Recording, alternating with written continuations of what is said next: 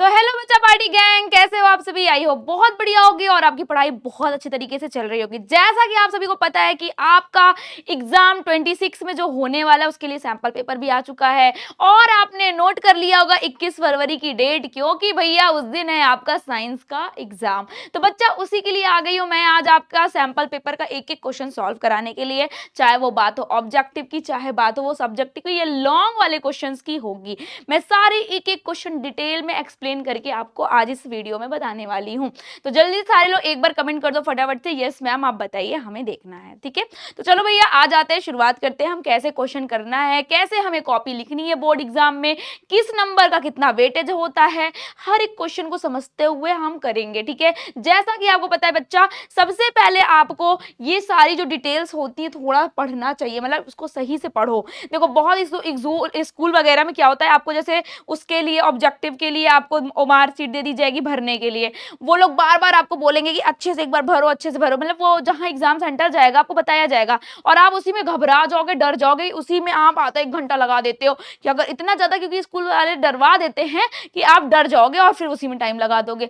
आपको देखो be carefully एकदम भरना है, हर एक चीज जो कोड है, जो आपका स्कूल का नाम है, अपना नाम है, जो सारी डिटेल्स हो आराम से भरना है, सब कुछ बिल्कुल घबराना नहीं है। फिर उसके बाद आपको ऑलरेडी 15 मिनट दिया जाता है एक बार ये सारी चीजें पढ़ने के लिए कि भैया क्या क्या चीजें। आपका पेपर होता है 2 घंटे 45 मिनट का, जिसमें से बच्चा आपको ये सारी चीजें पढ़ना है। ऑब्जेक्टिव के लिए लिखा होता है 80 ऑप्शन होते हैं, जिसमें से आपको 40 करने होते हैं, तो 80 में आपको ऑप्शन दिया होगा 40 करने हैं। अब जैसे बहुत बच्चे और ज्यादा स्मार्ट बनते हैं कि हमको मैम 80 क्वेश्चन पूरे आ रहे थे तो हम 80 पूरे करे हैं, बेटा वहां पे आपका एक नंबर भी एक्स्ट्रा नहीं दिया जाएगा, बल्कि और काट लेंगे गुस्से के मारे कि तुमने ओवर स्मार्ट किया है ना। तुमको केवल क्यों ज्यादा करना है, 80 में से 40 का 40 नंबर है, 40 नंबर मिलने वाले, तो हम ज्यादा क्यों करें, हम 40 ही करेंगे, टाइम अपना क्यों खराब करें, हमको 40 करने। हाँ 40 वैसे क्वेश्चन करो जो एकदम आपको कंफर्मेशन हो कि आपको वही क्वेश्चन करने हैं, तो आप बिल्कुल अच्छे वाले 40 करो।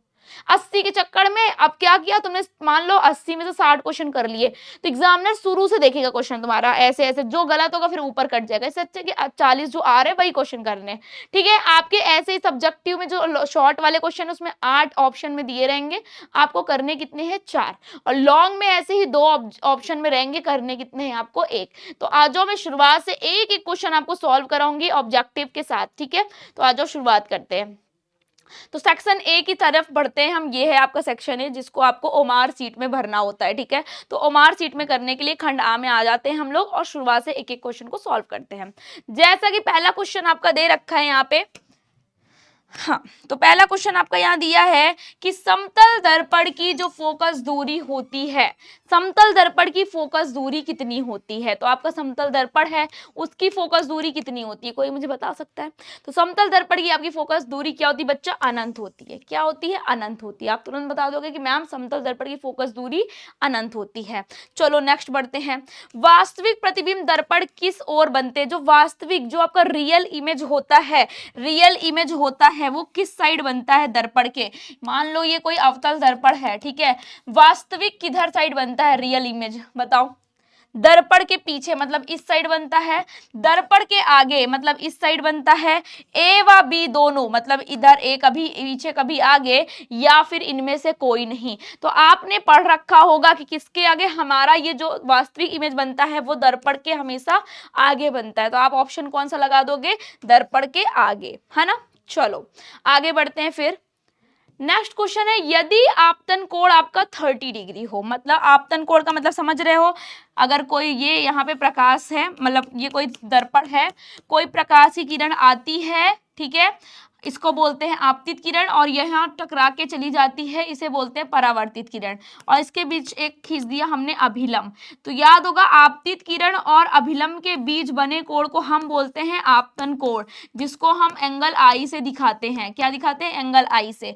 और अभिलंब और परावर्तित कोण किरण के बीच जो बना एंगल है उसे बोलते हैं हम परावर्तन कोण, जिसको हम एंगल आर से दिखाते हैं। ठीक है, रिफ्लेक्शन रे, ठीक है, इसलिए एंगल आर, ठीक है। चलो, तो यहां बोला गया यदि आपतन कोण, जो ये आपतन कोण है बच्चा, ये आपका 30 डिग्री दे रखा है।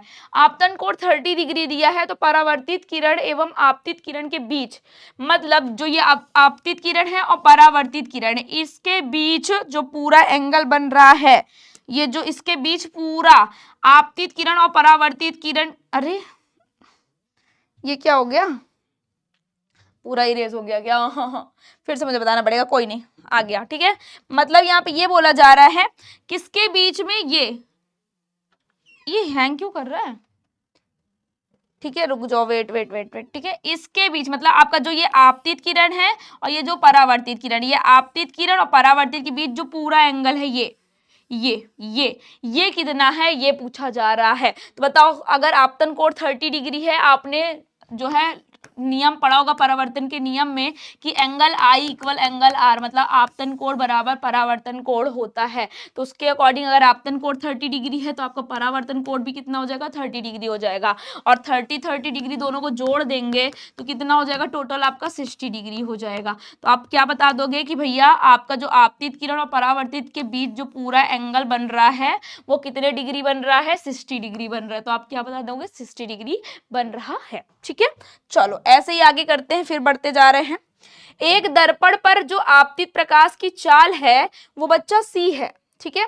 कोई दर्पण है जो जिसकी आपतित प्रकाश की चाल सी है, जो प्रकाश की चाल है वो आपतित प्रकाश की चाल सी है, तो परावर्तित प्रकाश की चाल क्या होगी, तो बताओ भैया वो भी कितनी होगी, सी ही होगी। तो आप तुरंत बताओगे क्या कि सी ही है मैम, ठीक है। चलो नेक्स्ट बढ़ते हैं। गोली दर्पण में जो कार्तीय चिन्ह प्रॉपर्टी के अनुसार, गोली दर्पण में जो कार्तीय चिन्ह प्रॉपर्टी के अनुसार मूल बिंदु को लिया जाता है कहां से, जो आपकी जैसे ये है मान लो, तो मूल बिंदु जो चिन्ह प्रॉपर्टी ली जाती है वो मूल बिंदु के कहां से ली जाती है, फोकस पर, फोकस तो यहाँ होता है, ध्रुव पर, यस मैम ध्रुव पर ही लिया जाता है, ध्रुव से ही लिया जाता है, वक्रता केंद्र यहाँ होता है या इनमें से कोई नहीं, तो आप क्या बता दोगे, ध्रुव से लिया जाता है। क्या बता दोगे बच्चा, ध्रुव से लिया जाता है। चलो आगे बढ़ते हैं।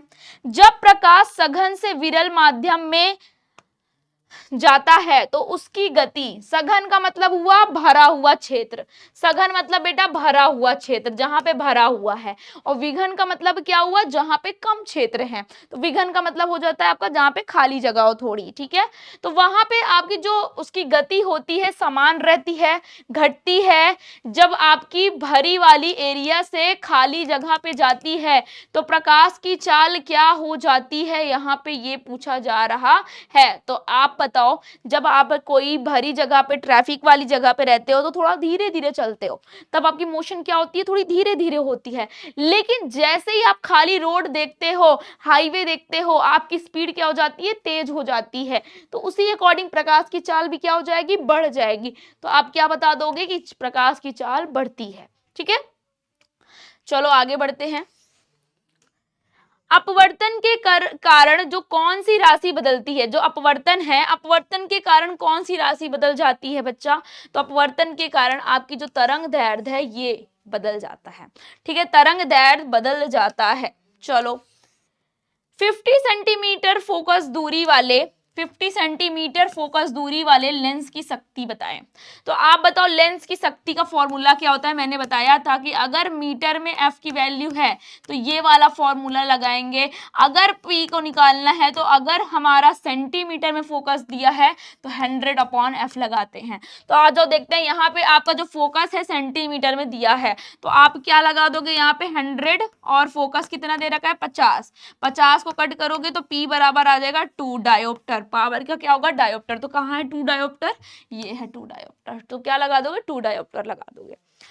फिर बढ़ते हैं, तैलीय कागज होता है। तैलीय कागज आपका एक क्या होता है, पारदर्शक, अपारदर्शक, परभाषक या फिर इनमें से कोई नहीं। तो जो तैलीय कागज होते हैं ना बच्चा, वो एक पारभाषक होते हैं, ठीक है, वो पारभाषक होते हैं। आप बताओ उसमें प्रकाश जाती है, नहीं, तो आप बता दो कि क्या है, एक ऑयली पेपर इज ट्रांसलूसेंट होता है, पारभाषक होता है। चलो नेक्स्ट बढ़ते हैं। प्रकाश की ज्वाल न्यूनतम कहाँ होती है? सबसे कम कहाँ पे होती है? जल में, निर्वात में, वायु में या फिर कांच में? तो जितनी भरी जगह होगी उसी में सबसे चाल कम होगी। तो आपका इन तीनों में से सबसे भरा वाला जगह कौन है? कांच है। कांच में क्या होते हैं? उनके कण बहुत पास पास होते हैं, इसलिए आप बता दोगे कांच है मैम। कांच का आंसर करेक्ट है। ठीक है, चलो आगे बढ़ते हैं फिर से। निम्नलिखित में से किस भाग पर मानव नेत्र में किसी वस्तु, एक मिनट, निम्नलिखित में से किस भाग पर मानव नेत्र में किसी वस्तु का प्रतिबिंब बनता है? अभी इसके बाद में सब्जेक्टिव क्वेश्चन भी कराऊंगी, या तो चलो अभी कुछ क्वेश्चंस कर लेते हैं 40 क्वेश्चन, फिर सब्जेक्टिव पे आएंगे, या तो पूरा 80 पहले क्वेश्चन सॉल्व कराऊंगी। यहाँ पे मैं पेपर के जैसे नहीं कराऊंगी कि 80 में से 40 कराऊंगी। ये आपका 26 का सैंपल पेपर है, बहुत जरूरी है, तो इस वजह से मैं एक एक क्वेश्चन कराऊंगी, चाहे वो सब्जेक्टिव हो चाहे वो ऑब्जेक्टिव हो, तो मैं हर एक क्वेश्चन को कराने वाली हूँ। तो यहाँ पे पूछा गया कि निम्नलिखित में से किस भाग पर मानव नेत्र में किसी वस्तु का प्रतिबिंब बनता है? तो भैया आपका जो वस्तु का प्रतिबिंब बनता है वो परितारिका पे इसमें बनता है। कॉर्निया आपका आगे है, कॉर्निया से नहीं बनता, ना पुतली से बनता है, ना दृष्टि पटल, आपका कहाँ पे? परितारिका। ठीक है, क्या बोलते हैं? जो रेटिना है ना, मानव नेत्र किसी वस्तु प्रतिबिंब बनता है वो आपका परितारिका यहाँ पे हो जाएगा। नेक्स्ट बढ़ते हैं। नेत्र का पारदर्शी जो अग्रभाग है वो क्या कहलाता है? नेत्र का जो पारदर्शी अग्रभाग होता है उसे हम क्या बोलते हैं, ये पूछा जा रहा है। तो उसको बोलते हैं बेटा कॉर्निया। जो पारदर्शी भाग होता है उसे बोलते हैं हम कॉर्निया। ठीक है, चलो। बाईफोकल लेंस द्वारा कौन सा दोष सुधारा जाता है? तो बाईफोकल के लिए हम किसका यूज करते थे? जरा दृष्टि दोष में, जरा दृष्टि दोष में यूज करते थे कि कभी उसको दूर का दिखता है तो कभी पास का दिखता है, उसके लिए जरा दृष्टि दोष का यूज करते हैं। अगर पूछूं निकट दृष्टि दोष के लिए तो आप बता दोगे तुरंत कि मैम अवतल का करते हैं। और दूर, दूर में ऊ आ गया तो ऊ का मतलब इसके लिए दोष दूर करने के लिए उत्तल लेंस का यूज करते हैं। ठीक है, तो ऐसे सारा आप बता लोगे। चलो नेक्स्ट बढ़ते हैं। रॉड्स कोशिकाएं किसके प्रति संवेदनशील होती हैं?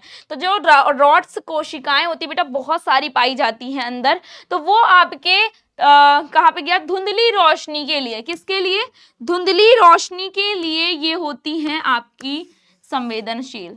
ठीक है, किसके लिए? धुंधली रोशनी के लिए। इनमें से क्या होगा?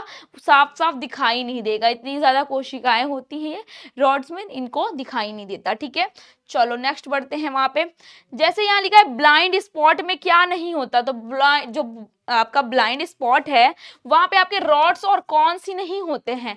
इनकी वजह से भैया जहां से मतलब निकलता वो ऐसा पॉइंट होता है जहां पे ये रॉड्स और कॉन्स होते नहीं है, इस वजह से वहां पे नहीं बनता कोई भी आपको ब्लाइंड स्पॉट, इसीलिए वहां पे दिखाई नहीं देता कुछ भी, इसलिए क्या होता है आप बता दोगे? Blind spot. ठीक है, चलो नेक्स्ट बढ़ते हैं। विद्युत फ्यूज जो है, विद्युत फ्यूज विद्युत धारा के किस प्रभाव पर कार्य करता है? तो विद्युत फ्यूज जो है वो बच्चा उष्मी पर कार्य करता है। किसके? उष्मी विद्युत धारा पर कार्य करता है। ठीक है, तो आप बताओगे क्या कि विद्युत जो फ्यूज है वो विद्युत धारा के उष्मी प्रभाव पर कार्य करता है। चलो आगे बढ़ते हैं। किस उपकरण में धन और ऋण के चिन्ह नहीं होते हैं? बच्चा एमीटर में होता है, वोल्ट मीटर में होता है, विद्युत सेल में होता है, लेकिन आपकी जो कुंडली होती है, कुंडली में प्लस और माइनस का चिन्ह नहीं होता है। तो आप क्या बताओगे कि हाँ मैम इसमें नहीं होता है। चलो आगे बढ़ते हैं। नहीं, निम्नलिखित में से कौन सा मात्रक वॉट के बराबर है? तो वॉट के बराबर कौन सा है? तो जूल प्रति सेकंड। कौन सा है भैया? जूल प्रति सेकंड होता है। वॉट बराबर जूल प्रति सेकंड होता है। ठीक है, जूल प्रति सेकंड आप बता दोगे। वैद्युत हीटर के तार की कुंडली किसकी बनी होती है? तो आपको याद होगा वैद्युत जो हीटर है उनकी तार की कुंडली किससे बनी होती है? नाइक्रोम से बनी होती है। किससे बनी होती है? नाइक्रोम की बनी होती है। ठीक है, चलो ये पूछा जाता है, ये सारे इंपॉर्टेंट क्वेश्चन है। कार्य करने की क्षमता को क्या कहते हैं? तो आप क्या बता दोगे? कार्य करने की क्षमता को हम क्या बोलते हैं बेटा? ऊर्जा बोलते हैं। कार्य करने की क्षमता को ऊर्जा बोलते हैं। तो आप बताओगे यहाँ पे क्या है मैम? ऊर्जा। ठीक है, चलो नेक्स्ट बढ़ते हैं भैया।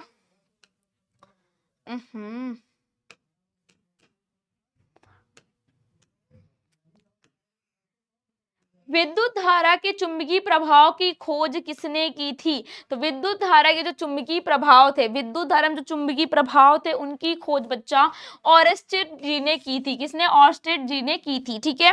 चुंबकीय बल रेखाओं की प्रकृति क्या होती है? तो भैया ये जो चुंबकीय बल रेखाएं हैं वो काल्पनिक होती हैं।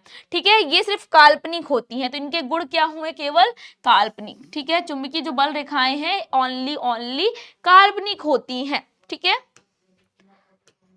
विद्युत धारा जो उत्पन्न करने की युक्ति को क्या कहते हैं? तो विद्युत धारा आपकी जो यहाँ जहां से उत्पन्न हो रही है उस युक्ति को हम बोलते हैं जनित्र। क्या बोलते हैं? जनित्र बोलते हैं। ठीक है, चलो। लघु पतन के समय परिपथ का जो है प्रतिरोध कितना होता है? तो लघु पतन के समय जो है आपके परिपथ का जो परिपथ है उसमें जो प्रतिरोध है, जो मुश्किलें आती हैं, मतलब कह सकते हो प्रतिरोध, वो बहुत ही कम हो जाता है। ठीक है, क्या हो जाता है? उस समय बहुत ही कम हो जाता है। नेक्स्ट बढ़ते हैं। नाभिकीय ऊर्जा प्राप्त करने हेतु आवश्यक क्या है? जो नाभिकीय ऊर्जा है उससे प्राप्त करने के लिए जो उसमें आवश्यक तत्व होता है वो यूरेनियम होता है। क्या होता है? यूरेनियम होता है।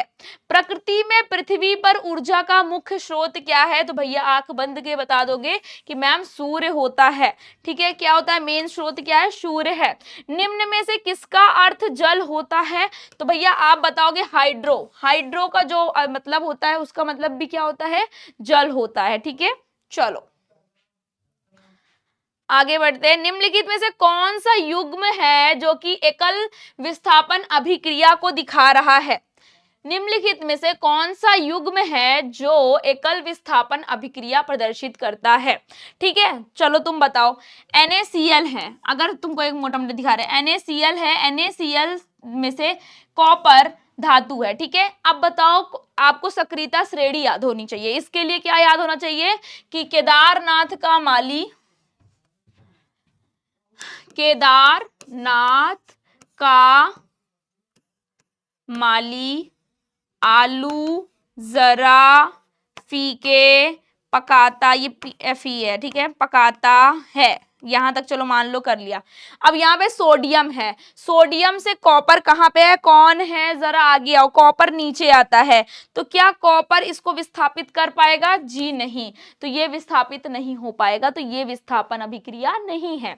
आओ देखते हैं FeSO4 में सिल्वर। सिल्वर कौन है? जरा आगे आओ। Ag नीचे आता है, तो Fe में सिल्वर भी इसको Fe मतलब सिल्वर भी Fe को विस्थापित नहीं कर पाएगा। अब बात करते हैं MgCl2 विलयन में कॉपर धातु का। तो मैग्नीशियम, मैग्नीशियम यहाँ पे आपका ऊपर आता है, कॉपर नीचे आता है। क्या कॉपर Mg को विस्थापित कर पाएगा? जी नहीं, नहीं कर पाएगा। ठीक है, विलयन में कॉपर धातु Ag को कर पाएगा? जी हाँ, कर पाएगा। देखो दिखाती हूँ, जैसे यहाँ पे क्या लिखा मैंने, केदारनाथ का माली आलू जरा फीके पकाता है। कौन? यहाँ कौन है? ठीक है, ये है आपका कॉपर, ये है आपका कॉपर। कौन है? पकाता है। कौन है? आगे आओ, आगे इसके नीचे आता है बेटा Ag और Au। ठीक है, Ag और Au, कॉपर के नीचे आता है Ag और Au, तो कॉपर के नीचे है आपका Ag सिल्वर, इसलिए कॉपर इसको विस्थापित कर देगा और खुद ये बना देगा कॉपर नाइट्रेट। इस वजह से आपका विस्थापन का अभिक्रिया का फॉर्म ये है आपका करेक्ट आंसर। क्या बता दोगे? AgNO3 विलयन में आपका ये इसको विस्थापित कर देगा। ठीक है, चलो नेक्स्ट बढ़ते हैं।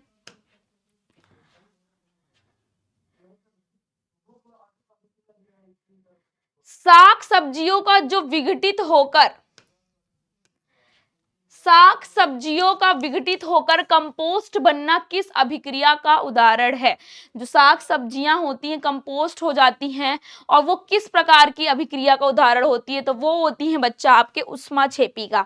ठीक है, वो किसका हो जाएगा? उष्माक्षेपी का उदाहरण होता है। उष्माक्षेपी, उष्माशोषी। उष्माशोषी का मतलब बच्चा क्या होता है कि कोई अभिक्रिया हो रही है जिसमें हमें उष्मा देनी पड़ती है, और उष्माक्षेपी का मतलब होता है कि अभिक्रिया होने के बाद इसमें से ऊर्जा निकलती है, तो ये इसमें आपका क्या हो जाएगा? उष्माक्षेपी आंसर हो जाएगा।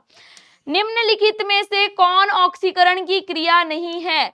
दहन, श्वसन, भोजन का पचना, अवक्षेपण। भैया अवक्षेपण नहीं होती है ऑक्सीकरण की अभिक्रिया। इसका मतलब होता है कि कोई क्रिस्टल, कोई ठोस चीज विलयन में नीचे रह जाता है, उसे बोलते हैं अवक्षेपण। ठीक है, चलो भैया आगे बढ़ते हैं। ओहो, ग्लूकोज का सूत्र बताएं। ग्लूकोज का सूत्र बताएं। ठीक है, ग्लूकोज का रासायनिक सूत्र बताएं। क्या नहीं बता पाओगे? C6H12O6। ठीक है, चलो नेक्स्ट बढ़ते हैं।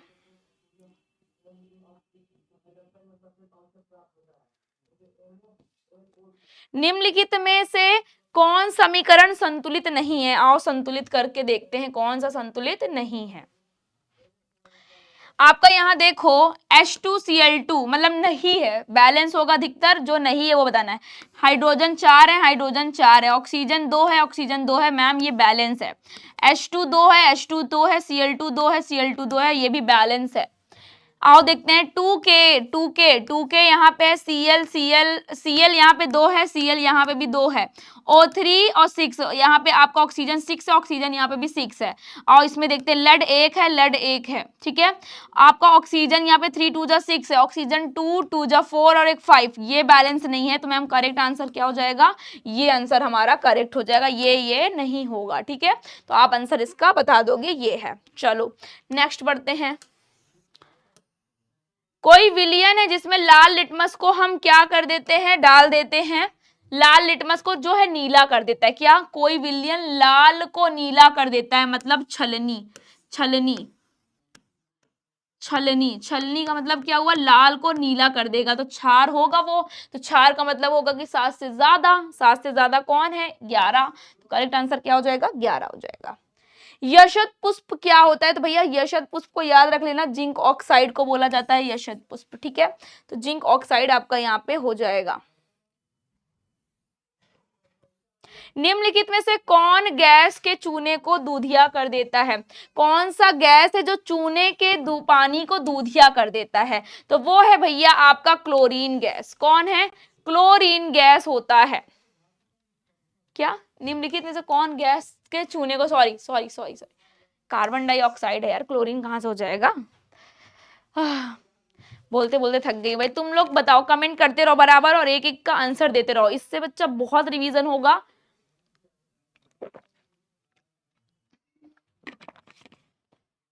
और बहुत बेनिफिट होने वाला है। ठीक है, इससे बहुत बेनिफिट होगा आपके लिए। और ऐसे क्या होगा कि बार बार रिकॉल करते रहोगे तो आपके लिए हेल्पफुल होगा। और ऐसे ही मैं और अच्छे अच्छे वीडियोस आपको अब एग्जाम के अकॉर्डिंग, एग्जाम में जो आपके लिए बहुत ज़्यादा ज़रूरी है, या आप क्या गलतियां करते हो, जो भी चीज़ें हैं वो आप सबके लिए अब वीडियोस जाते रहेंगे। कहाँ से ज़्यादा क्वेश्चंस आ रहे हैं, कहाँ से आपके लॉन्ग क्वेश्चन बन रहे हैं, वो सभी वीडियोस अब डालने लगूंगी। और आप लोग के लिए जो भी अच्छा चीज़ होगा, जो मुझे दिखेगा, मैं तुरंत आपको बताऊंगी। ठीक है, आ जाओ आगे क्वेश्चन सॉल्व करते हैं। बस ये है कि आप लोग रिवीजन करते रहना बराबर। मधुमक्खी के डंक में निम्नलिखित में से कौन सा अम्ल पाया जाता है? तो आपको कौन सा अम्ल बता दोगे? मैम मेथेनोइक अम्ल पाया जाता है। कौन सा अम्ल पाया जाता है? मेथेनोइक अम्ल पाया जाता है। प्लास्टर ऑफ पेरिस का रासायनिक सूत्र क्या होता है? तो आप क्या बताओगे? प्लास्टर ऑफ पेरिस का CaSO4 हाफ H2O। अगर इसका रासायनिक नाम आप कमेंट करो, रासायनिक नाम इसका कमेंट करो। ठीक है, चलो। अम्ल और क्षार आपस में अभिक्रिया करके क्या बना देते हैं? तो मैम वो एक लवण बना देते हैं। जैसे हमने एक अम्ल ले लिया HCl और क्षार ले लिया NaOH और अभिक्रिया करा दी, NaCl बना दिया, प्लस क्या बना दिया? H2O बना दिया। ठीक है, क्या बना दिया? एक H2O बना दिया। निम्नलिखित में से किस तत्व में संयोजी इलेक्ट्रॉनों की संख्या सबसे अधिक है? अब अधिक है जितना आपका मतलब कि इलेक्ट्रॉनिक विन्यास वैलेंसी होगी उसके अकॉर्डिंग बताएंगे। तो सबसे ज्यादा यहाँ पे होती है फास्फोरस की। किसकी होती है सबसे अधिक? फास्फोरस की होती है। तो आप बता दोगे यहाँ पे फास्फोरस की होती है मैम। ठीक है, क्यूपराइट निम्नांकित में से कौन धातु का अयस्क है? तो क्यूपराइट, क्यू से याद कर लो, क्यू ऐसे ना, तो कौन, क्यू, क्या आ जाएगा? कॉपर का क्यूपराइट होता है। ऑक्सीजन की वैलेंसी कितनी होती है? तो भैया ऑक्सीजन की वैलेंसी आप निकालोगे पहले कि ऑक्सीजन की होती है आपकी 6 है ना, hydrogen, helium, lithium, beryllium, boron, carbon, nitrogen, oxygen, sorry 8 होती है ना, ऑक्सीजन की कितनी हो जाएगी 8।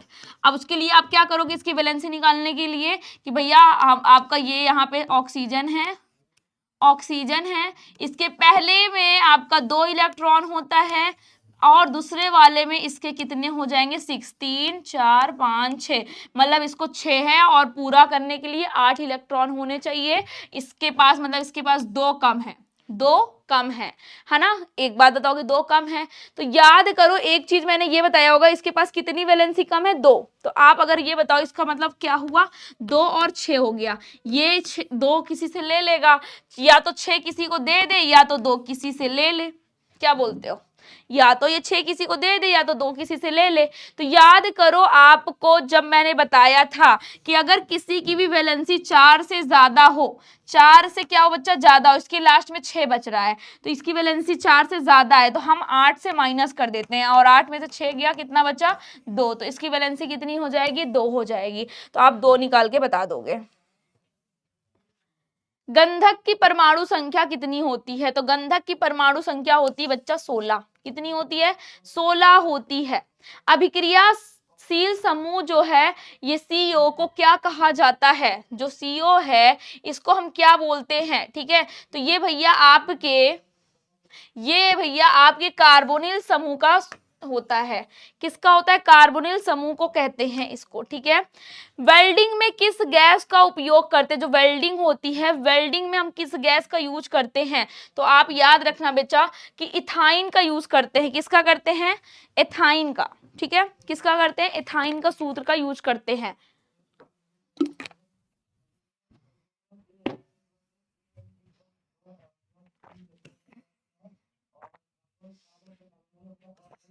कार्बन आवर्त सारणी के किस वर्ग का समूह है, जो है किस वर्ग का सदस्य है, तो कार्बन किसका सदस्य बताओ जरा, किसका 3, 13, 6 या 14 किसका है भैया बता दो, किसका है, हाँ जी करेक्ट आंसर 14, किसका है बच्चा 14 का, करेक्ट, बहुत अच्छा है, आप लोग को प्रिपरेशन है, मुझे इस बात की खुशी है और मैं इस चीज में सक्सेस हूं, मुझे अच्छा लग रहा है।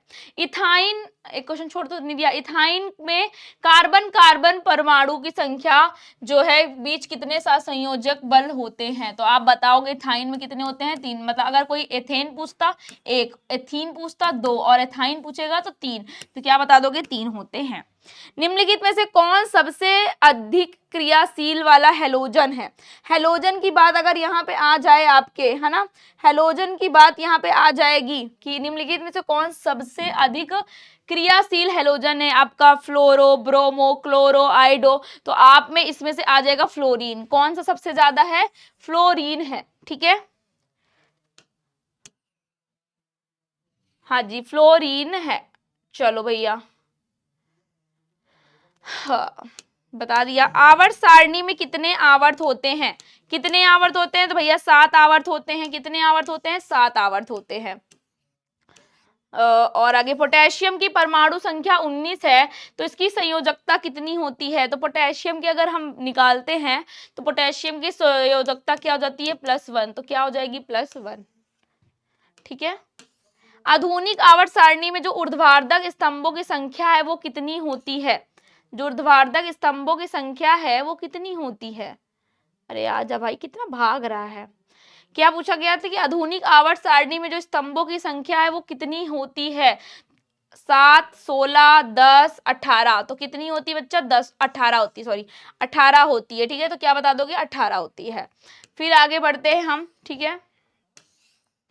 यहाँ नेक्स्ट क्वेश्चन की क्या अरे यार एक तो बहुत ज्यादा भाग रहा है, आजा आजा आजा आजा आजा आजा, हाँ। निम्नांकित संकेतों द्वारा व्यक्त तत्वों में से कौन सा इसमें से धातु है, धातु कौन सा है इसमें से ये पूछा जा रहा है, ठीक है। कार्बन है यहाँ पे, मतलब आपका दे रखा है कि ये, या फिर आपका बी, मतलब ABCD में मतलब आपको बताया है कि कौन सा इसमें से धातु है। अब ये चीज आप बताओगे कौन सा धातु है, अब तुमको इस चीज के लिए पता होना चाहिए, एटॉमिक नंबर जिसका 6 है, 6 किसका होता है, कार्बन, और मतलब उसी का आपका परमाणु संख्या दे रखा है और मास दे रखा है। ऐसे ही आप बताओ 9, अब 9 क्या है, फ्लोरीन, फ्लोरीन का आपका है 9 और 19 ऐसे दे रखा है ना। सेम ऐसे ही 8, 8 किसका होता है, ऑक्सीजन का, ऑक्सीजन का परमाणु क्रमांक और मास दे रखा है। और ऐसे ही 12 मैग्नीशियम, मैग्नीशियम का दे रखा है। तो अब यहाँ पे पूछा जा रहा है कि इसमें से है कौन आपका जो है धातु, ठीक है। तो आपको याद होगा यहाँ पे मैग्नीशियम 12 मतलब कौन सा है आपके, मैग्नीशियम। तो ये कौन सा हो जाएगा करेक्ट आंसर, बी वाला कि 12 मतलब मैग्नीशियम, और यहाँ पे ऑक्सीजन उसका मास कितना हो गया 24, ठीक है। चलो, निम्नांकित में वनों पर आधारित जो उद्योग है वो कौन कौन से हैं, कागज उद्योग, लाख उद्योग, टिम्बर उद्योग, या इनमें से सभी। तो भैया इनमें से सभी हो जाएगा, टिम्बर, ये सारे उद्योग क्या हैं, इसी से रिलेटेड है, ठीक है। इसको मैं छोटा कर दूं जरा ताकि और जल्दी जल्दी हम सॉल्व कर सके। चलो, सिंचाई के लिए दिख रहा है, सिंचाई के लिए पौधों को ठीक जड़ों के समीप जो जल पहुंचाने की तकनीक है उसे क्या बोलते हैं, जो जल पहुंचाया जाता है उसे कौन सी सिंचाई बोलते हैं। तो बच्चा बता देना, टपकन सिंचाई कहते हैं। क्या कहते हैं, टपकन सिंचाई कहते हैं। उत्तराखंड में जो चिपको आंदोलन है वो किस वर्ष में आरंभ हुआ था, तो वो 1973 में आरंभ हुआ था। तो आप क्या बताओगे, 1973, 1973 में चालू हुआ था। कवक में पोषण की कौन सी विधि पाई जाती है, कवक में भैया पोषण की मृत पोषी पाई जाती है। कौन सी पाई जाती है, मृत पोषी पाई जाती है। चलो भैया आगे बढ़ते हैं फटाफट से। निम्न में से कौन एक जैविक प्रक्रम द्वारा अपघटित होने वाला पदार्थ है। तो जैविक प्रक्रम द्वारा जो आपका अपघटित होता है वो है मृत घास और पत्ते। आपके कौन है, मृत घास और पत्ते हैं। मनुष्य में पाचन क्रिया का आरंभ कहाँ से हो जाता है। तो भैया हम यही मुंह से जाते भोजन को यहीं से पाचन करने लगते हैं, चबाने लगते हैं, छोटे छोटे टुकड़ों में तोड़ देते हैं, तो मुख गुहा से ही इसका पाचन चालू हो जाता है। सजीवों में पाए जाने वाले जो जैव प्रक्रम है कौन कौन से हैं, तो भैया वो श्वसन भी है, पोषण भी है, प्रजनन भी है। तो करेक्ट आंसर हो जाएगा इनमें से सभी, इनमें से सभी, ठीक है। चलो, किण्वन की क्रिया है वो किसमें होती है, हाइड्रा में, ईस्ट में, अमीबा में, या फिर इनमें से कोई नहीं। तो जो किण्वन वाली आपकी प्रक्रिया है वो आपकी ईस्ट में होती है। किसमें होती है, ईस्ट में होती है। तो आप बताओगे क्या बच्चा कि आपके ईस्ट में होती है। वैवी श्वसन क्रिया में जो निम्नांकित में से किस गैस का प्रयोग किया जाता है। तो भैया जो वैवी है उसमें आपका ऑक्सीजन गैस का यूज होता है। किसका होता है, ऑक्सीजन गैस का यूज किया जाता है। कोशिकीय ईंधन किसे कहते हैं, तो कोशिकीय ईंधन आपके किसको कहा जाता है, ग्लूकोज को कहा जाता है। किसको कहा जाता है, ग्लूकोज को कहा जाता है। पौधों में जो वाष्पोत्सर्जन है मुख्यतः किस अंग में होता है। तो भैया आप बता देना, फूल में, पत्ती में, तना में, या फिर इनमें से सभी। जो वाष्पोत्सर्जन की है तो वो सभी में पाई जाती है। किनमें, इन सभी में पाई, कहा, एक मिनट, पौधे में वाष्पोत्सर्जन, सॉरी वाष्पोत्सर्जन किस अंग में होता है ये पूछा जा रहा है। तो ये आपका पत्ती में हो जाएगा। क्या हो जाएगा, पत्तियों में हो जाएगा, ठीक है। अरे कितना पड़ेगा भाई, मानव हृदय किस तंत्र का भाग है, पाचन का, श्वसन का, उत्सर्जन का, परिसंचरण तंत्र का। भैया आंख बंद करके बोल दोगे परिसंचरण तंत्र का ये उदाहरण है। निम्नांकित में से कौन रक्त के थक्का जमने की सहायक होता है। तो आप बताओगे क्या मैम, फाइब्रिनोजिन, जो कि थक्का जमने में सहायक करता है, ठीक है। पादप जो है अपशिष्ट संचित करते हैं छाल में, पत्तियों में, कोश की रिक्तिकाओं में, या फिर इनमें से सभी। तो आप क्या बता दोगे भैया, छाल में भी, पत्तियों, छाल में क्या मतलब हो गया, उसमें छाल आ जाती हैं, पत्तियां सूख कर मुरझा कर गिर जाती हैं, कोश की रिक्तिकाओं में ऐसे कुछ पदार्थ उसमें छोटे छोटे छिद्र होते हैं जहाँ पे ये सारी जो होती है वो भर जाती हैं, तो वो कोशिकाएं, रिक्तिकाएं कहलाती है। तो इसका मतलब इनसे सभी, ये सारे क्या हो जाएंगे आपके, इन सभी में। अमीनो अम्ल के विखंडन से क्या बनता है, carbon dioxide, sulphur dioxide, NH3, या फिर आपका कार्बन मोनोऑक्साइड। तो आपका क्या बन जाता है, NH3, ठीक है। क्या बनेगा, NH3 बन जाएगा। चलो फिर आगे बढ़ते हैं कि वृक्क का प्रधान कार्य क्या है। जो वृक्क है उसका मेन काम क्या है आपका, उत्सर्जन। क्या है भैया? उत्सर्जन है। वृक्क का मेन काम क्या है? उत्सर्जन है। तो आप क्या बताओगे? उत्सर्जन इसका मेन कार्य है। ठीक है, इनमें से कौन पादप हार्मोन है? इंसुलिन, एस्ट्रोजन, एस्ट्रोजन और थायरोक्सिन, साइटोकाइनिन। तो भैया इनमें से पादप हार्मोन कौन सा होता है? तो आप क्या बताओगे? साइटोकाइनिन। क्या है बच्चा? साइटोकाइनिन है। फल पकाने वाले हार्मोन को क्या बोलते हैं? तो भैया एथिलीन, याद होगा। एथिलीन एकदम रट लो, ये आएगा, बहुत इंपॉर्टेंट है। तो आप बताओगे एथिलीन होता है। ठीक है, मनुष्य में कपाल तंत्रिकाओं की जो संख्या होती है वो कितनी होती है? तो आपकी 12 जोड़ी पाई जाती है। कितनी पाई जाती है बच्चा? 12 जोड़ी पाई जाती है। फिर आगे बढ़ते हैं। रुधिर चाप जो नियंत्रित है वो किससे होता है? थाइमस द्वारा, एड्रिनल द्वारा, अग्नाशय द्वारा या फिर वृषण द्वारा? तो जो आपका रुधिर चाप होता है बच्चा, ये जो रुधिर चाप है बच्चा, ये आपके एंड्रिनल द्वारा होता है नियंत्रित। किसके द्वारा? एंड्रिनल द्वारा कंट्रोल किया जाता है। हाइड्रा में जो प्रजनन की विधि है वो किसके द्वारा होती है? तो हाइड्रा में जो है मुकुलन द्वारा इसकी विधि होती है। किसके द्वारा? मुकुलन के द्वारा। पुरुष में जो नर प्रजनन अंग है वो पुंकेसर, दलपत्र, वर्तिकाग्र, इनमें से कोई नहीं। जो मतलब पुरुष में जो नर प्रजनन है उसे क्या बोलते हैं? तो उसे बोलते हैं पुंकेसर। क्या बोलते हैं बच्चा? पुंकेसर बोला जाता है। ठीक है, शुक्राणु बनता है। शुक्राणु आपका किसमें बन जाएगा? वृषण में बन जाएगा। कहां बन जाएगा बच्चा? वृषण में बनता है। शुक्राणु कहां बनता है? वृषण में बनता है। ठीक है, जीवों के उत्पत्ति के पहले पृथ्वी में क्या नहीं था? तो ये कार्बन डाइऑक्साइड, ऑक्सीजन या नाइट्रोजन गैस, मतलब ये सारे, तो ये कोई नहीं थे, ये सभी कोई नहीं था इनमें से। ठीक है, आर्कियो जो आपका ये दिया है, आर्कियोपेट्रिक्स के संबंध में निम्नलिखित में से कौन सा कथन सत्य है? कि यह एक जीवाश्म है, या इसमें जबड़े में दांत और उंगलियों में नख थे, इसमें डैने तथा पंख विद्यमान थे, या इनमें से सभी? तो इसका करेक्ट आंसर हो जाएगा ये सभी। क्या हो जाएगा बच्चा? ये सभी। ठीक है, निम्नलिखित में से कौन प्राणी अपना लिंग बदल सकते हैं? घोंगे। जी हाँ, करेक्ट, घोंगे जो है इसका करेक्ट आंसर होगा। निम्नांकित में से कौन सा पर्यावरण के अंतर्गत आता है? तो वो जलमंडल, वायुमंडल, स्थलमंडल, ये सभी होते हैं।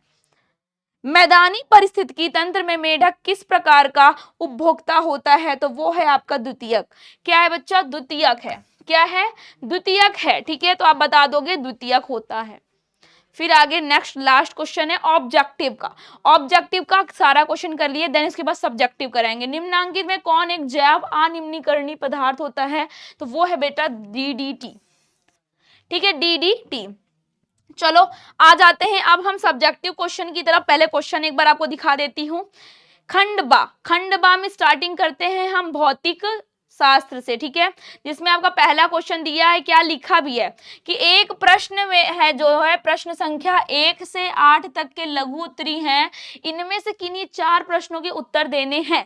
ठीक है, लेकिन मैं आपको भैया, अब आपको कौन सा 4 आ रहा है मुझे नहीं पता, मुझे तो सारे आ रहे हैं, तो मैं आपको सारे क्वेश्चन के आंसर दूंगी। आपको जो उस समय सही लगेगा आप उसका आंसर लिख के आ जाओगे। तो ये सारे क्वेश्चन हैं, मैं 8 के क्वेश्चन के आंसर देने वाली हूँ, तो मैं ये सारे 8 के क्वेश्चन दूंगी। ठीक है, चलो आ जाओ। फिजिक्स के पहले हम 8 क्वेश्चन का आंसर देखते हैं।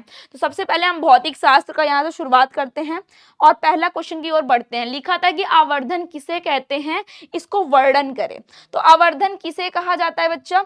आवर्धन आपको पता होगा कि आवर्धन जो है किसी वस्तु की जो बनी हुई जो प्रतिबिंब है उसकी लंबाई और जो इमेज है उसकी लंबाई, है ना, उसकी तुलना में जो वस्तु की लंबाई है उसको और जो इमेज की लंबाई है उसके रेशियो को क्या बोलते हैं? हम आवर्धन बोलते हैं। जो कि आपका धनात्मक आवर्धन छोटा होने पर बनता है और आपका ऋणात्मक आवर्धन कहलाता है। ठीक है, मतलब जो धनात्मक आवर्धन होता है उसका मतलब आकार बड़ा, ऋणात्मक मतलब आकार छोटा। ठीक है, तो आवर्धन बराबर क्या हो जाएगा? प्रतिबिंब की ऊंचाई बराबर वस्तु की ऊंचाई। करेक्ट, ये 2 नंबर आपको करेक्ट आंसर मिल जाएंगे। ऐसे श्रेणी में अवतल लेंस को अपसारी लेंस क्यों कहा जाता है? तो आप बताओगे अवतल लेंस को अपसारी लेंस इसलिए कहा जाता है बच्चा क्योंकि यह उस पर जितनी भी आने वाली प्रकाश की किरण है उनको वो अपने ऊपर से जाने के लिए, जो समांतर प्रकाश किरण आ रही है उनको वो जो परिवर्तन है, अपवर्तन कह सकते हो, उसके बाद वो क्या कर देते हैं, फैला देते हैं, बिखेर देते हैं।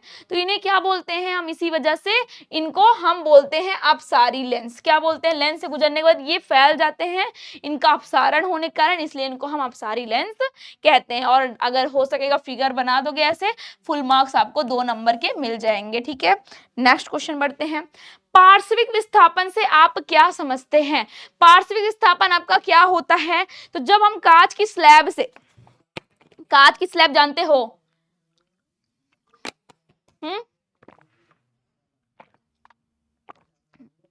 कौन कौन जानता है? कोई मुझे कमेंट करो। होता क्या बच्चा कि जैसे हमने पढ़ा था, कांच की स्लैब है मान लो, ठीक है, ये कांच की स्लैब है। जब कोई इस पे आपतित किरण आती है तो उसको जाना चाहिए सीधा, लेकिन क्या होता है, वायु से कांच में जाने के बाद वो क्या हो जाती है, थोड़ा मुड़ जाती है ना, ये आपतित। फिर इसको, अब ये कांच से फिर वायु में आ रही है, तो वायु से कांच जाने में फिर मतलब जैसे उसका माध्यम चेंज होता है तो वो आगे मुड़ जाती है या दूर हट जाती है। तो फिर यहाँ से क्या हो जाएगा, ये फिर यहाँ से आपका डायरेक्शन क्या हो जाता है, ये इसको जाना चाहिए था ऐसे सीधा, लेकिन ये क्या चली जाती है, फिर ऐसे चली जाती है ना, चली जाती है। मान लो इसको और ऐसे करना था, अरे अरे आज ही सब होएगा, ठीक है, चलो ये है, ठीक है, इसको जाना चाहिए था ऐसे, ये चली गई ऐसे, और इसको फिर ऐसे सीधा जाना था, लेकिन ये सीधा ना जाकर क्या चली जाती है, थोड़ा सा और झुक जाती है उधरी। तो हुआ क्या, ये जो आपतित किरण है, आपतित किरण को सीधा पहले वाले जाना था, तो ये आपतित किरण ऐसी चलती जाएगी, चलती जाएगी, चलती जाएगी, चलती जाएगी, चलती जाएगी, और ये जो किरण है ये भी चलती जाएगी, चलती जाएगी, एक सीधा चली जाएगी। तो जो इन दोनों के बीच का डिस्टेंस है बच्चा, इन दोनों के बीच का जो डिस्टेंस है ना, है कि नहीं है, जो आपका इसको निकल रही है, जो इस किरण को हम क्या बोल देंगे बेटा, क्या बोलते हैं, आपका ये जो किरण है, देखो देखो अच्छे से देखो, फिर से अच्छे से देख लेना, ठीक है। इसको अब क्या, ये क्या चली जाएगी, फिर आपका इसको कैसे जाना था बच्चा, सीधा जाना था ऐसे, बट सीधा ना जाकर ये क्या हो गई, फिर यहाँ से तिरछी मुड़ गई, तो ये कैसी चली गई, तिरछी चली गई, ठीक है, कैसी चली गई, ये तिरछी चली गई। और ये आपतित किरण को अगर हम बढ़ाएं तो सीधा सीधा ये ऐसे चली गई, ये इसको हमने माना है कि इसको जाना था, ये एक आपकी केवल इमेजिनरी है ना, और ये सीधी चली गई। तो ये आपके यहाँ से जो गई इसको बोलते हैं निर्गत कोण। क्या बोलते हैं बेटा, निर्गत कोण, निर्गत किरण बोलते हैं, क्या बोलते हैं, निर्गत किरण, ठीक है। क्या बोल देंगे बच्चों, निर्गत किरण बोल देते हैं इनको, ठीक है। चलो भैया, तो आपका जो इनका आपतित किरण था, ये आपकी आपतित किरण थी, तो आपतित किरण और जो ये निर्गत किरण है, इन दोनों के बीच जो ये डिस्टेंस है, ये जो दूरियां हैं, इसी को बोलते हैं मतलब कि पार्श्विक विस्थापन। पार्श्विक विस्थापन जिसको हम स्मॉल डी से डिनोट करते हैं, पार्श्विक विस्थापन जिसको हम डी, स्मॉल डी लिखते हैं, ठीक है। तो यही है आपका, लिखा है कि पार्श्विक विस्थापन से तात्पर्य उस परिवर्तन से है जिसमें किसी वस्तु या तरंग के कण अपनी संतुलन स्थिति से ऊपर या नीचे उधर इधर चले जाते हैं, और यह विस्थापन तरंग प्रसार दिशा के लंबवत होता है। विस्थापन पर्याय अनुप्रस्थ तरंगों से देखा जाता है। अगर आप ये डायग्राम बना दोगे, ये आपको फुल मार्क्स मिल जाएगा, ठीक है। चलो घबराना बिल्कुल नहीं है, क्योंकि मैम आपके साथ खड़ी हैं, ठीक है। नेक्स्ट क्वेश्चन है, विद्युत धारा की प्रबलता का परिभाषित करें। आप बता दोगे कि विद्युत धारा की जो प्रबलता है उस मात्रा को कहते हैं जो दर्शाता है कि किसी चालक के अनुप्रस्थ काट से जो 1 सेकंड में कितना आवेश उसमें से बह रहा है, प्रवाहित हो रहा है, उसी दर को हम क्या बोलते हैं, उस धारा की दर को हम बोल देते हैं विद्युत धारा, ठीक है। तो इसका एसआई यूनिट क्या होता है भैया, एम्पियर होता है, बहुत ज्यादा इंपॉर्टेंट है। और धारा की प्रबलता हम आई से व्यक्त करते हैं, इसको हम आई से दिखाते हैं, जो कि फॉर्मूला होता है Q/T, मतलब 1 सेकंड में जितना भी आवेश बह रहा है उसको हम बोलते हैं आपकी विद्युत धारा। करेक्ट। विद्युत धारा के जो ऊष्मीय प्रभाव है वो किन किन बातों पर निर्भर करते हैं, तो आप क्या बताओगे कि विद्युत धारा के ऊष्मीय प्रभाव निम्न कारकों पे होते हैं, जैसा कि आपका विद्युत धारा की मात्रा आई पर, चालक की प्रतिरोधकता पे, चाल जो आपकी धारा है उसके प्रवाह कितना समय लग रहा है उस पर निर्भर करता है, और जो पदार्थ है उसकी मोटाई पर भी, क्योंकि मोटाई पे ज्यादा होगा तो आपकी मोटाई पर भी निर्भर करता है। विद्युत चुम्बकीय प्रेरण किसे कहा जाता है, तो आप क्या बताओगे कि विद्युत चुम्बकीय प्रेरण वह घटना होती है जिसमें किसी चालक या कुंडली के पास चुंबकीय फ्लक्स, चुंबकीय फ्लक्स में जो चेंजेस होते दिख रहे हैं, परिवर्तन जो दिख रहा है, उसमें विद्युत वाहक बल जो उत्पन्न होने लगता है उसे विद्युत ऊर्जा उत्पन्न करने की मूल सिद्धांत कहते हैं। और इसी नियम की खोज किसने की थी? फैराडे जी ने की थी। और इसे जनरेटर या फिर ट्रांसफॉर्मर में यूज किया जाता है। याद करो यार, शादी ब्याह में जब लाइट वाइट चली जाती है तो जनरेटर का यूज करते हैं कि नहीं करते? जनरेटर चलने लगता है कोई अच्छे तरीके से जनरेटर, वही बात की जा रही है यहाँ पे, ठीक है। मैक्सवेल का दक्षिण हस्त नियम क्या बोलता है? तो मैक्सवेल का, जब हम ऐसे किसी चीज को पकड़ते हैं तो अंगूठा नीचे की ओर होता है, ये उंगली की दिशा चुंबकीय छेद को दिखाती हैं। और पढ़ते हैं कि मैक्सवेल का जो दक्षिण हस्त का नियम का अनुसार है वो क्या कहता है कि यदि दाहिने हाथ का अंगूठा विद्युत धारा की दिशा में रखा जाए तो जो मुड़ी हुई आपकी उंगलियां हैं वो चालक के चारों ओर उत्पन्न चुंबकीय छेद की रेखाओं को दर्शाता है। यह नियम धारा वाहक तार के आसपास चुंबकीय छेद की दिशा को बताने में कार्य करता है। और इससे आपको क्या हो जाएगा? 2 मार्क्स मिल जाएगा। ऐसे ही साफ सुंदर राइटिंग में लिखना है, नो कट पीट कुछ नहीं करना है, ठीक है। फिर बात करते हैं ऊर्जा का जो अच्छा स्रोत है वो क्या होता है। तो आप बताओगे कि जो ऊर्जा का अच्छा स्रोत है वो जो आसानी से उपलब्ध हो, सस्ता हो, अधिक ऊर्जा प्रदान करे और पर्यावरण को कम से कम हानि पहुंचाता है, ऐसे स्रोत जो है लंबे समय तक चले, लगातार ऊर्जा दे सके, सौर ऊर्जा, पवन ऊर्जा, जल विद्युत इसके अधिक उदाहरण है। तो फुल मार्क्स आपको 2 मार्क्स मिल जाएंगे, ठीक है। आओ ये लॉन्ग क्वेश्चन है बच्चा, ये क्या है? आपका लॉन्ग क्वेश्चन का आंसर। लॉन्ग क्वेश्चन दिखा देती हूं आपको। लॉन्ग क्वेश्चन इसमें दिया था, ये देखो लॉन्ग में यहां तक ऊर्जा का अच्छा स्रोत तक हमने कर लिया है। लॉन्ग क्वेश्चन आपको दिया है कि 9 और 10 दीर्घ उत्तरी है जिसमें से किसी एक का उत्तर देना है आपको। हमको देखना है कि किरण आरेखों की मदद से उत्तल और अवतल लेंस जो है प्रथम तथा द्वितीय फोकस को समझाएं। और सेकंड क्वेश्चन है श्रेणी क्रम में संयोजित प्रतिरोधकों को समांतर क्रम में जो संयोजित है प्रतिरोधकों की जो समतुल्य है प्रतिरोधों के व्यंजक में प्राप्त करिए। तो ये बताना है, ठीक है। तो आ जाओ उसको दिखा देते हैं आपको। तो जो किरण आरेखों की मदद से उत्तल और अवतल लेंसों की जो प्रथम और द्वितीय फोकस है उसको हम बता देते हैं। तो उत्तल लेंस में प्रथम फोकस वह बिंदु होता है, जो उत्तल लेंस है उसका प्रथम बिंदु आपका क्या होगा? जहां लेंस के समांतर आने वाली किरण, जो लेंस की समांतर आने वाली किरण है अपवर्तन के बाद जाकर जहां मिलती है, ये आपका जहां मिल रही है। द्वितीय फोकस वह बिंदु है जहां से निकलती हैं। ये आपका क्या हो गया बच्चा? आपका प्रथम बिंदु होगा जहां पे आपकी सारी मिल रही हैं। द्वितीय फोकस ये होता है, मान लो यहाँ से प्रकाश की किरणें सारी जा रही हों तो जहां से निकलती हैं किरण लेंस पे गुजरने पे समांतर बन जाती हैं। जैसे यहाँ से निकली और वो समांतर हो जाएंगी, उन्हें बोलेंगे द्वितीय फोकस, ठीक है। चलो फिर अवतल लेंस में क्या बताएंगे कि प्रथम फोकस वह बिंदु जहां से लेंस से निकलती है, ये निकल रही है, ये क्या हो रही बच्चा? निकल रही है। तो इसको क्या बोलेंगे हम? आपका अपसारित किरणें जो कि पीछे की ओर जाकर मिलती हैं, ठीक है। जैसे ये हुआ समांतर आई और चली गई पीछे बढ़ाए, तो ये हुआ आपका क्या? और द्वितीय फोकस वह बिंदु जिसमें से आती हुई प्रतीत होती है, जैसे ये जाके कहीं और से मिल रही होती तो उसको हम द्वितीय फोकस बोल देते हैं, ठीक है। तो ये आपका 5 नंबर 6 नंबर का जो क्वेश्चन था वो आराम से मिल जाएगा। श्रेणी क्रम में संयोजित प्रतिरोधकों एवं समांतर क्रम में संयोजित प्रतिरोधकों के समतुल्य प्रतिरोधों के लिए व्यंजक प्राप्त करना है यहाँ पे।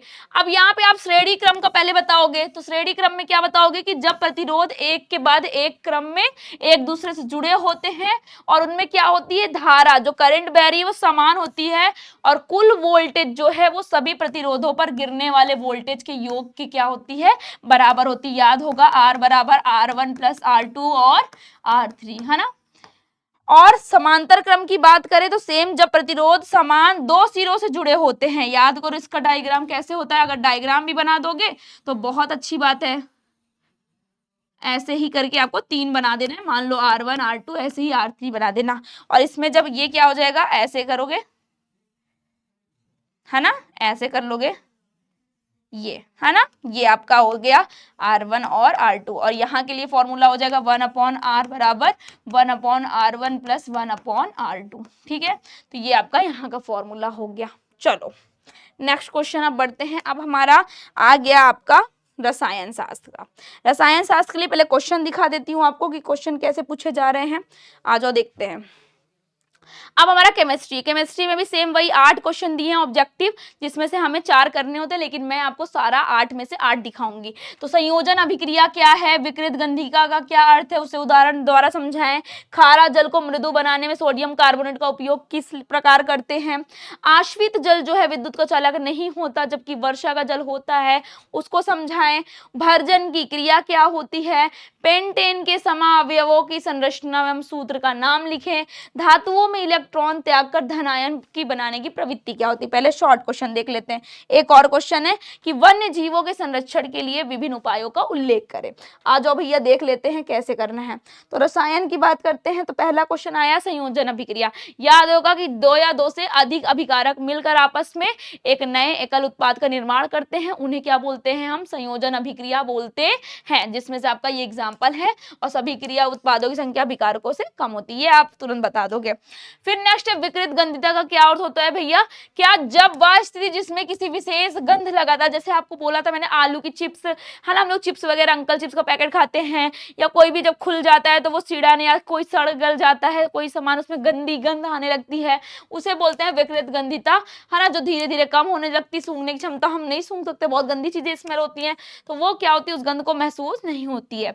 इधर लगाने जैसे कुछ समय बाद उसकी खुशबू स्वयं अपने आप क्या होने लगती है, कम महसूस होने लगती है। खारा जल को मृदु बनाने के लिए हम सोडियम कार्बोनेट का उपयोग किस प्रकार करते हैं। तो जो खारा मतलब कठोर होता है वो पानी, उसको हम मृदु बनाने के लिए, सरल बनाने के लिए सोडियम कार्बोनेट जो है कैल्शियम तथा मैग्नीशियम आयनों के साथ प्रतिक्रिया करते हैं और उनके आघुलनशील कार्बोनेट फिर बन जाते हैं, जो कि घुलता नहीं है, और जिसमें से जो आयन है वो जल से हट जाते हैं, और जिसके कारण जल की कठोरता से वो कम जो मतलब कम वाले होकर और मृदु बन जाते हैं, मृदु जल में चेंज हो जाते हैं। ये प्रोसेस है। आश्वित जल जो है विद्युत का चालक नहीं होता, जबकि वर्षा का जल होता है। क्यों? क्योंकि बच्चा आश्वित जल विद्युत का चालक नहीं है, क्योंकि उसमें कोई घुले हुए लवण या आयन नहीं होते हैं, लेकिन जिसमें धारा प्रवाहित नहीं होती। लेकिन बेटा जो वर्षा जल है वो वायु में घुले, जैसे कार्बन डाइऑक्साइड हो गया और अन्य इसमें लवण आ जाते हैं, और जो आयन बन जाते हैं और जो कि आपके विद्युत का चालन करने लगते हैं। तो इस वजह से इसमें क्या होता है, विद्युत का चालन होने लगता है।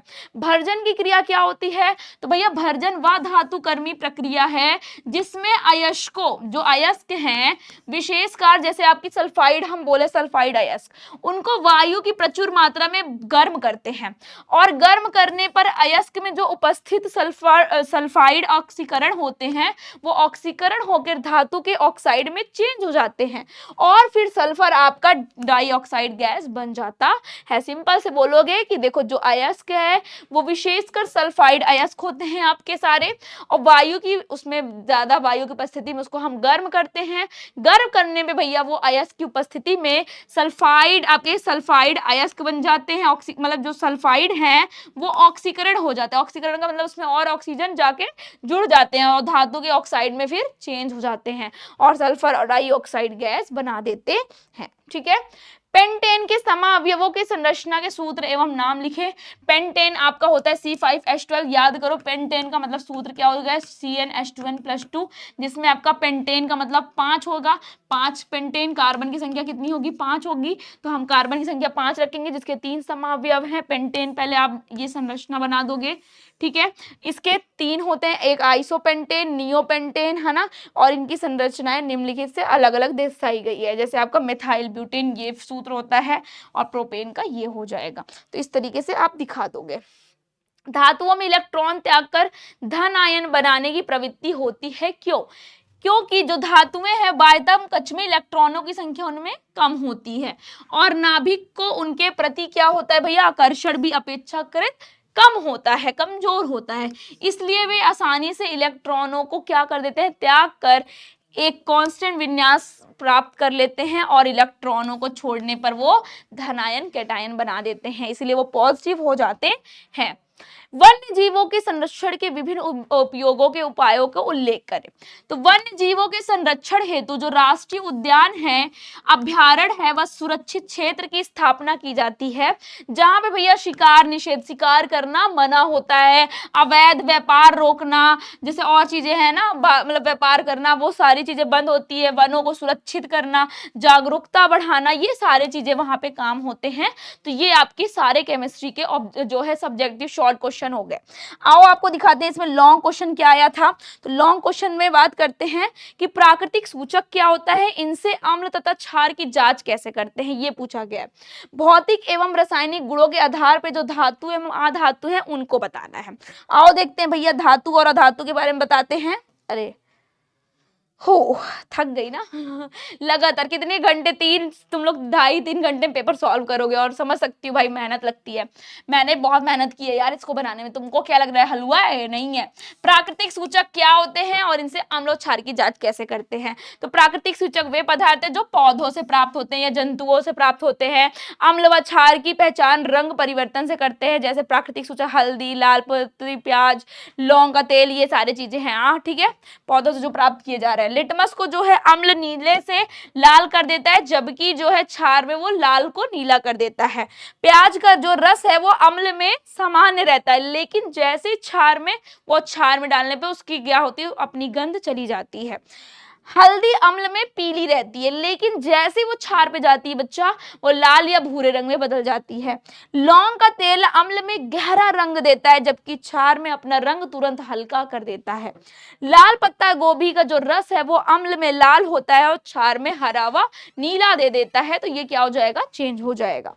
ठीक है, फिर नेक्स्ट बढ़ते हैं। अरे अरे अरे अरे, अरे अब क्या है, भौतिक एवं रासायनिक गुणों के आधार पर धातु और अधातु के अंतर बताते हैं। तो धातु और अधातु में अंतर बच्चों बहुत जरूरी है। तो पहले भौतिक गुण देखेंगे, फिर आपके रासायनिक गुण देखेंगे। तो भौतिक गुण पे देखना है तो भैया चमक होती है धातुओं में, चालकता होती है, कठोरता, तन्यता, घनत्व, ये सभी आपकी क्या हो जाएगी कि उष्मा के विद्युत की अच्छी चालक होती है धातु, अधिक कठोर होती है धातुएं, तन्य मतलब लचीली होती हैं, आघातवर्धीनता होती है, तन्यता होती है, उष्मा की मतलब अच्छी चालक होती हैं। इनमें आपका उष्मा आता है, ताप का, विद्युत का, सबके सुचालक होते हैं। लेकिन अधातुएं ये चमक इनमें नहीं होती, ये खराब चालक होते हैं विद्युत के, इनमें आघातवर्धीनता का गुण नहीं पाया जाता, तन्यता का गुण नहीं पाया जाता, ये भंगुर होते हैं, ये विद्युत और उष्मा के कुचालक होते हैं। ये सारे गुण आप अधातु के बता दोगे, ये जो कि भौतिक गुण है।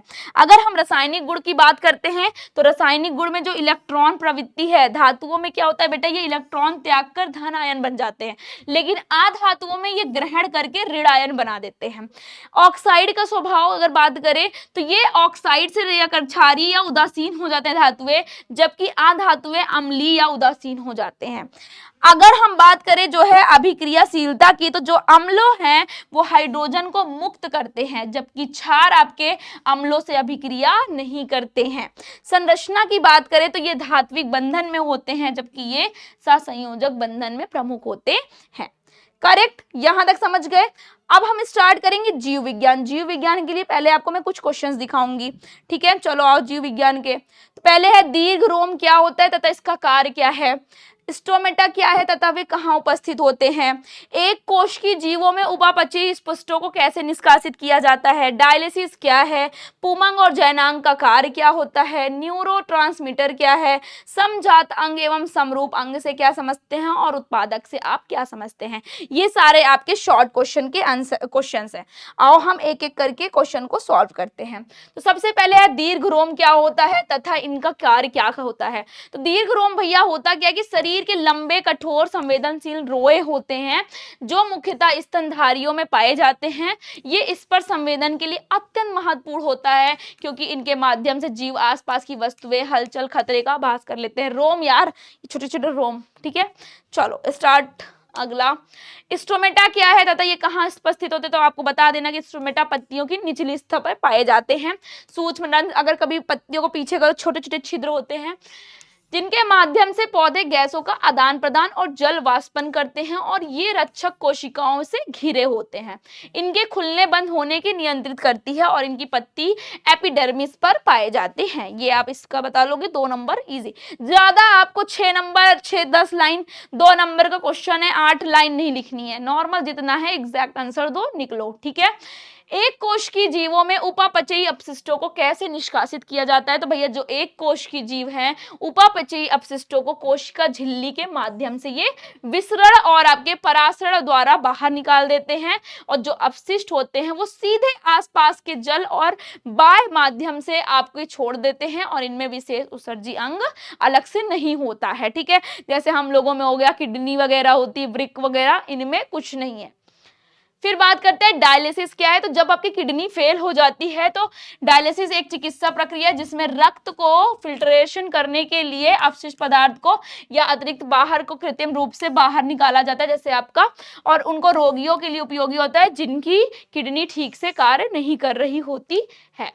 पुमंग और जयांग का कार्य क्या होता है? तो भैया ये पुष्प का भाग है, जो कि पुमंग होता है नर प्रजनन अंग का बीजाणु है और आपका जयांग स्त्री अंडाशय में स्थिर होता है और निषेचन के बाद ये बीज का निर्माण करता है। ये परागकण के माध्यम से स्त्री प्रजनन अंग में भेजता है। ठीक है, चलो न्यूरोट्रांसमीटर क्या है? तो न्यूरोट्रांसमीटर जो है रासायनिक संवेदक जो संदेश वाहक होता है जो तंत्रिका कोशिकाओं जैसे न्यूरॉन्स के बीच में सूचना पहुंचाता है और ये इस साइनेप्स पर स्रावित होकर एक साइनेप्स समझ रहे हो, सिनेप्स साइनेप्स जो है आपके अलग है, जो स्पेस होते हैं ये वाले इनके बीच बीच में, इन पे से स्रावित होकर न्यूरॉन से दूसरे न्यूरॉन तक मांसपेशी ग्रंथि से एक संदेश भेजने का कार्य करते हैं, जिससे जैसे आपका न्यूरॉन का डायग्राम बहुत जरूरी है। ठीक है, समजात अंग और समरूप अंग से आप क्या समझते हैं? तो समजात अंग मतलब होता है होमोलोगस ऑर्गन्स, वे अंग होते हैं जिनका निर्माण समान संरचना से हुआ लेकिन कार्य इनका अलग अलग होता है, जैसे पंछी का पंख, मनुष्य का हाथ। समरूप का मतलब होता है वे अंग जिनका कार्य आपका समान हो लेकिन आकार जो है संरचना वो अलग हो, जैसे पंछी और चिड़ियाघर का पंख। ठीक है, चलो नेक्स्ट बढ़ते हैं, उत्पादक किसे कहते हैं? तो उत्पादक से आप क्या समझते हो? तो उत्पादक का मतलब वे होता है वे जीव जो सूर्य की ऊर्जा की मदद से सौर ऊर्जा को रासायनिक ऊर्जा में बदल देते हैं और अपना भोजन स्वयं बनाते हैं और इनके मुख्यतः हरे पौधे शैवाल आते हैं, वो सारा आपका क्या हो जाएगा? कौन से? उत्पादक हो जाएंगे। पहले आते हैं लॉन्ग क्वेश्चन की ओर। तो इसमें लॉन्ग क्वेश्चन आपका देखते हैं कौन कौन सा है। तो लॉन्ग क्वेश्चन बढ़ते हैं। लॉन्ग क्वेश्चन दीर्घ में कौन कौन सा है कि पोषण क्या है, जीवों में होने वाले विभिन्न पोषण की विधियों का वर्णन करें, ये क्वेश्चन दे रखा है। लैंगिक तथा अलैंगिक जनन में 5 अंतर बताएं, तो ये आपका हो जाएगा। आओ क्वेश्चन देखते हैं दोनों में। पहला है पोषण क्या है, जीवों में होने वाले विभिन्न पोषण की विधियों का वर्णन करते हैं। तो पोषण वह प्रक्रिया है जिसके द्वारा जीव अपने शरीर का निर्माण, ऊर्जा प्राप्ति के लिए आवश्यक भोजन ग्रहण करता है, पचाता है, उपयोग में लाता है, ये सारे आपके क्या हो जाएंगे? पोषण। और इनकी बात अगर और बढ़े कि यह जीवों के जो जीवन में मतलब अधिक विकास के लिए बहुत अत्यंत आवश्यक होता है। जीवों में पोषण की जो अलग अलग विधियां होती है, जैसे स्वपोषी, जो अपना भोजन जीव स्वयं से बनाते हैं वो आपका क्या हो जाएगा? स्वपोषी होगा, जैसे पौधे हो, कुछ बैक्टीरिया, है ना। फिर आगे बढ़ते हैं कि परपोषी क्या हो गया? जो कि आपके स्वपोषी पर डिपेंड होते हैं, सीधे अन्य जीवों को ग्रहण करते हैं। संपूर्ण पोषण का मतलब क्या होता है? संपूरक ठोस भोजन ग्रहण करना, ठोस ठोस चीजें, जैसे बड़े बड़े चीजें और उनको पचाना, जैसे मनुष्य और शेर, है ना। अवशोषक पोषण क्या होता है बच्चा? कि मृत पदार्थों से पोषण, जैसे जो मृत मर गए उनसे अपना जो भोजन पूरा करते हैं, जैसे कवक। परजीवी पोषण, जीवों से सीधा पोषण, मतलब किसी और जीवों से दूसरे जीवों को अपने में पोषण करना। सहजीवी पोषण का मतलब होता है 2 जीवों को लाभकारी संबंध, जैसे आपका राइजोबियम और फलिया होता है। ये सारे आपके क्या हो जाएंगे? इसके आंसर।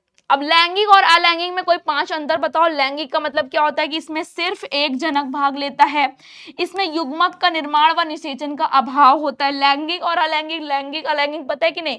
अलैंगिक जिसमें आपके अलग आता है, लैंगिक में हमारे मनुष्य वाला आता है। ठीक है, यह जनक के कायिक कोशिकाओं में होता है, समसूत्री विभाजन होता है, सरल व तीव्र गति से होने वाले ये जनन होते हैं।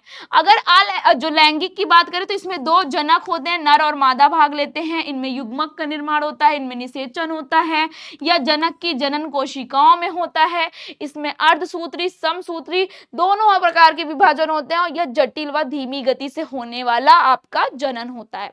तो ये आप लिख दोगे, आपके लॉन्ग क्वेश्चन के आंसर आराम से आंसर पूरे मिल जाएंगे। ठीक है, आई होप कि आपको आज की ये मेरी पूरी जो 2026 का सैंपल पेपर का पूरा मैंने क्वेश्चन एक एक कराया है, आपको अच्छे तरीके से समझ में आया होगा। जो भी जहाँ पे डाउट होगा आप लोग मुझे जरूर बताना। इसका पीडीएफ की बात करें तो इसका पीडीएफ भैया आप इसको स्कैन कर लो, आपको यहाँ पे हर एक वाईटी के पीडीएफ मिल जाएंगे, तो आप इसको स्कैन कर लो, इसमें जुड़ जाओ, सारे पीडीएफ आपको टेलीग्राम में मिल जाया करेंगे। ठीक है, तो बच्चा आज की क्लास जैसी भी लगी हो, आपको अच्छी लगी होगी तो जरूर कमेंट करना, जैसा भी लगा हो यार, ये आपकी फीलिंग्स है, मुझे जानना है, मैं सबके एक एक कमेंट्स पढ़ती हूँ, तो आप लोग कमेंट करके जरूर बताना, सारे आंसर भी बताना, अगली किस चीज की वीडियो लेके आऊं, जिस चीज की भी नीड है आप तुरंत कमेंट करना कि मैम नेक्स्ट वीडियो इस चीज का लेके आइए, तो सारे लोग कमेंट करके जरूर बताना। ठीक है, तो thank you so much and love you, take care, bye bye, take care बच्चा, नेक्स्ट वीडियो के साथ मिलती हूँ आपको।